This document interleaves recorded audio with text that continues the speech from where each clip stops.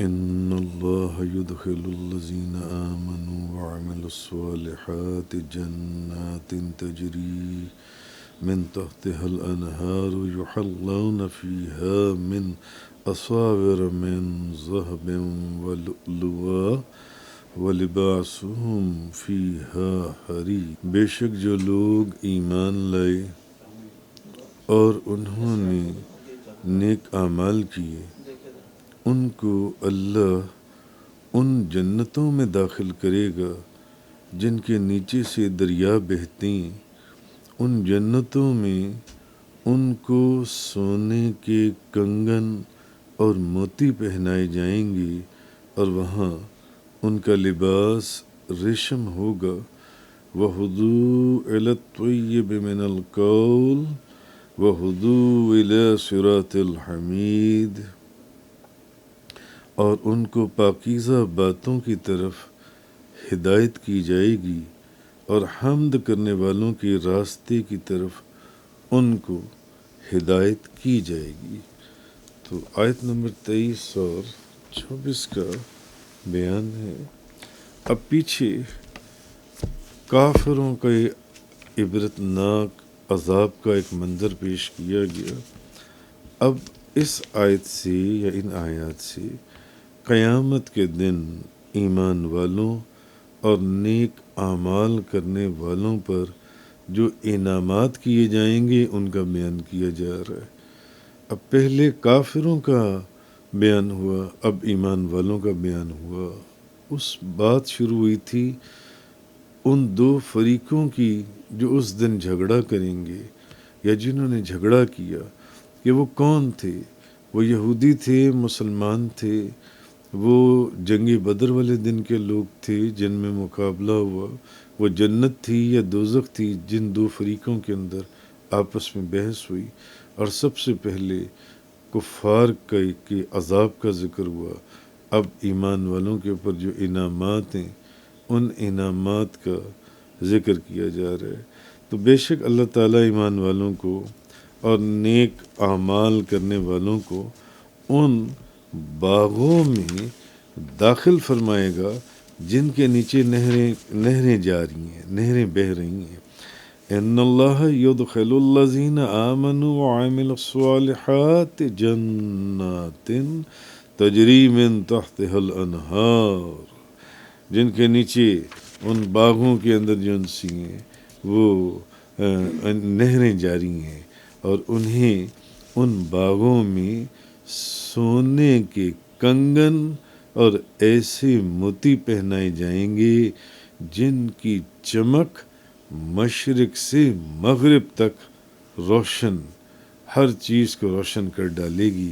اور جنتوں میں ان کا لباس ہوگا ریشم، ریشم ان کا لباس ہوگا جسے پہننا دنیا میں مردوں پر حرام ہے، دنیا میں وہ حرام ہے۔ بہرحال اب ایمان والوں کے جو انعامات ہیں اس کا ایک منظر جو کہ پیچھے قرآن کریم میں ہم درجنوں جگہوں پر بیان کر رہے ہیں، مختلف مناظر کہ ایمان والوں کا کیا حال ہوگا اور جو کافر ہیں ان کا کیا حال ہوگا۔ ایک حدیث میں صحیح بخاری شریف کی حدیث ہے، حضرت حذیفہ رضی اللہ تعالی عنہ آپ مدائن میں تھے تو انہوں نے پانی مانگا۔ ایک دہقان ان کے لیے چاندی کے برتن میں پانی لایا تو حضرت حذیفہ نے اس برتن کو پھینک دیا، پھر کہا کہ میں نے یہ چاندی کا برتن اس لیے پھینکا ہے کہ میں نے اس کو چاندی کے برتن میں پانی دینے سے منع کیا تھا مگر یہ پھر بھی باز نہیں آیا، پھر بھی یہ چاندی کے برتن میں پانی لے کر آیا۔ رسول کریم صلی اللہ علیہ وسلم نے فرمایا سونا اور چاندی اور ریشم اور دیباج، یہ ریشم کی ایک قسم ہے، یہ کافروں کے لیے دنیا میں اور یہ تمہارے لیے آخرت میں ہوگی۔ حضرت حذیفہ فرمانے لگے، یعنی انہوں نے اس چاندی کے برتن کو پھینک دیا۔ انہوں نے کہا میں نے تمہیں پہلے بھی منع کیا تھا کہ اس میں نہ لے کر آنا اور تم پھر اسی میں پانی لے کر آ گئی جان سے، کیونکہ نبی کریم صلی اللہ علیہ وسلم نے فرمایا تھا کہ سونا، چاندی اور ریشم جو ہے یہ کافروں کے لیے دنیا میں اور مومنوں کے لیے آخرت میں ہوں گے جو ان سے ہیں۔ اور دوسری چیز یہ کہ مومنوں کو جنت میں زیورات پہنائے جائیں گے، جیسے کہ ایک روایت میں حضرت ابو ہریرہ رضی اللہ تعالی عنہ ابو حازم بیان کرتی ہیں کہ میں حضرت ابو ہریرہ رضی اللہ تعالی عنہ کے پیچھے کھڑا ہوا تھا اور وہ نماز کے لیے وضو کر رہے تھے اور وہ اپنا ہاتھ بغل تک دھو رہے تھے، بغل تک۔ تو وہ کہتی ہیں کہ میں نے دیکھا کہ یعنی حضرت ابو ہریرہ بغل تک اپنا ہاتھ بازو دھو رہے ہیں۔ میں نے کہا ابو ہریرہ یہ کیسا وضو ہے، بغل تک ہاتھ دھو رہی ہے وضو کے اندر۔ اچھا ابو ہریرہ جو ان سے اب ان کو شاید نہیں معلوم تھا کہ پیچھے وہ کھڑے ہوئے، تو انہوں نے کہا اے چوزے کے بچے تو یہاں کھڑا ہوا ہے، اگر مجھے پہلے معلوم ہوتا کہ تو یہاں کھڑا ہے تو میں اس طرح وضو نہ کرتا۔ میں نے اپنے محبوب صلی اللہ علیہ وسلم سے سنا ہے کہ جہاں تک مومن کا وضو پہنچے گا وہاں تک اس کا زیور پہنچے گا۔ یعنی میں نے نبی پاک صلی اللہ علیہ وسلم سے یہ بات سنی ہے کہ جہاں جہاں تک مومن کے وضو کا پانی لگے گا وہاں تک اس کو زیور پہنائے جائیں گے۔ یعنی میں اس لیے اتنا اس میں مبالغہ کر رہا ہوں، یہ آگے تک وضو کر رہا ہوں۔ تو اب اصل میں اس حدیث میں بھی مومن کو جنت میں زیورات پہنانے کا ثبوت ہے کہ جو ایمان والے ہیں ان کو جنت میں زیورات پہنائے جائیں گے۔ اور اس حدیث سے ہمیں یہ بات بھی پتہ چلی، مفسرین لکھتی ہیں کہ نا سمجھ جو لوگ ہیں ان کو ڈانٹنے کا ثبوت بھی ہے کہ جو ناسمجھ لوگ ہوں ان کو ڈانٹا جا سکتا ہے۔ اور یہ بھی ثبوت ہے، یہاں سے یہ ثبوت بھی حاصل ہوا کہ خاص لوگوں کی باتیں وہ عام لوگوں کے آگے کرنا مناسب نہیں۔ تو یعنی انہوں نے کیا کہا ابو ہریرہ نے؟ انہوں نے کہا کہ اگر مجھے معلوم ہوتا کہ تم یہاں کھڑے ہوئے ہو، وہ ان کے پیچھے کھڑے ان کو وضو کرتا دیکھ رہے تھے، تو میں اس طرح وضو نہ کرتا۔ تو حضرت علی کرم اللہ وجہ الکریم نے فرمایا کہ لوگوں کے سامنے ایسی احادیث بیان کرو جو ان کے درمیان معروف ہیں، یعنی ان کے سامنے کوئی نئی بات نہ بیان کرو۔ کیا تم یہ چاہتے ہو کہ اللہ اور اس کے رسول کی تکذیب کی جائے؟ اور بہرحال اس آیت میں یہ فرمایا گیا کہ ان جنتوں میں ان کو سونے کے کنگن اور موتی پہنائے جائیں گے۔ اور قرآن کریم میں اور جگہوں پر بھی آیا کہ ان کے جسموں پر سبز باریک اور ریشمی کپڑے ہوں گے اور انہیں چاندی کے کنگن پہنائے جائیں گے۔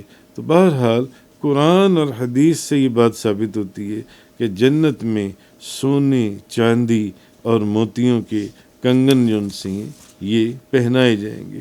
اب جنت کی جن نعمتوں کے بارے میں بیان ہو رہا ہے، حضرت حکیم بن معاویہ رضی اللہ تعالی عنہ سے روایت ہے کہ وہ فرماتے ہیں ترمذی شریف کی کہ نبی کریم صلی اللہ علیہ وسلم نے ارشاد فرمایا کہ جنت میں پانی کا دریا بھی ہے، جنت میں شہد کا دریا بھی ہے، وہاں دودھ کا دریا بھی ہے اور شراب کا دریا بھی ہے، اور پھر ان دریاؤں سے نہریں نکلتی ہیں۔ یعنی وہاں صرف پانی نہیں، دودھ کا بھی دریا ہوگا۔ اور وہ کیا منظر ہوگا جب حضور کے غلام اور اللہ اور اس کے رسول کے اوپر ایمان لانے والے جو لوگ ہیں وہ پانی، ہم نے تو یہاں دنیا میں صرف پانی کے دریا دیکھے، وہاں دودھ کے دریا بہتی ہوں گے، وہاں شراب کے دریا بہتی ہوں گے، وہاں شہد کے دریا بہتے ہوں گے۔ یہ ترمذی شریف کی حدیث ہے۔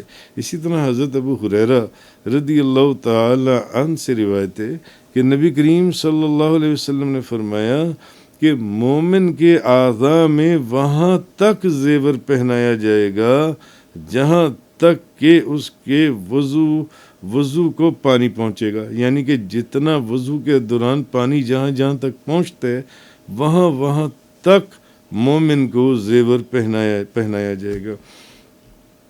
ایک اور حدیث میں حضرت ابو سعید خدری رضی اللہ تعالی عنہ سے روایت ہے کہ نبی کریم صلی اللہ علیہ وسلم نے فرمایا جنتیوں کے سر پر تاج ہوں گے، اور ان تاجوں کا ادنا جو موتی ہے، جیسے کہ میں نے پہلے بیان کیا تھا، مشرق سے لے کے مغرب تک کو روشن کر دے گا. یعنی جنتیوں کے سر پر جو ایمان والے، جو اللہ اور اس کے رسول پر ایمان لائے، نبی کریم صلی اللہ علیہ وسلم کی غلامی کے اندر داخل ہوئے، ان کے سروں کے اوپر جو تاج پہنائے جائیں گے ایمان والوں کے سروں پر، ان کا جو ادنا موتی ہے حدیث میں وہ مشرق سے مغرب کو روشن کر دے گا. وہ ایسے موتی ہوں گے. اسی طرح جیسے کہ جنت کے اندر سونا اور چاندی ایمان والوں کو پہننے کی اجازت ہوگی اور پہنایا جائے گا، اسی طرح کیا کہتے ہیں ریشم، دنیا میں ریشم کو حرام کیا گیا مرد کے لیے. حضرت علی کرم اللہ وجہ الکریم فرماتے ہیں کہ نبی پاک صلی اللہ علیہ وسلم نے اپنے دائیں ہاتھ میں ریشم اور بائیں ہاتھ میں سونا لے کر حضور نے فرمایا یہ دونوں چیزیں میری امت کے مردوں کے اوپر حرام ہیں. میری امت کے مردوں کے اوپر سونا اور ریشم دنیا میں، جنت میں نہیں. حضرت انس بن مالک رضی اللہ تعالیٰ عنہ سے روایت ہے کہ نبی کریم صلی اللہ علیہ وسلم نے فرمایا جس نے دنیا میں ریشم پہنا، یعنی جس نے دنیا میں ریشم پہن لیا وہ آخرت میں پھر ریشم نہیں پہنے گا. حضور نے فرمایا جس نے دنیا میں ریشم پہنا وہ آخرت میں ریشم نہیں پہنے گا.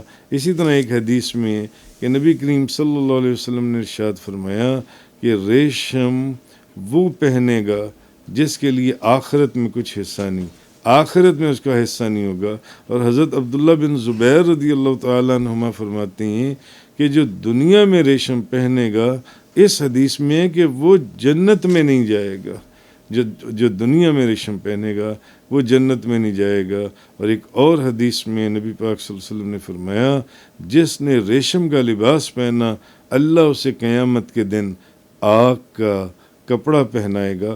یعنی ریشم، سونا، چاندی یہ دنیا میں مرد کے اوپر حرام ہے، ان کو پہننے کی اجازت نہیں ہے، مگر جنت کے اندر یہ چیزیں اس کو پہنائی جائیں گی. اور اخیر پر اس آیت میں فرمایا وَهُدُوا إِلَى الطَّيِّبِ مِنَ الْقَوْلِ، اور انہیں پاکیزہ بات کی ہدایت دی گئی. یعنی اب پاکیزہ بات سے یہ کلمہ توحید ہے، کلمہ توحید جس کا ذکر یہاں کیا گیا. اور بعض مفسرین نے فرمایا کہ اس مقام کے اوپر جس پاکیزہ بات کا ذکر کیا گیا اس سے مراد قرآن مجید ہے. بعض نے کہا اس سے مراد کلمہ توحید ہے، اور صراط حمید سے مراد اللہ کا دین اسلام ہے. وآخر الدعوانا ان الحمدللہ رب العالمین. تفسیر قرآن کا یہ لیکچر انگلش میں سننے کے لیے براہ کرم ڈسکرپشن میں موجود لنک پر کلک کریں.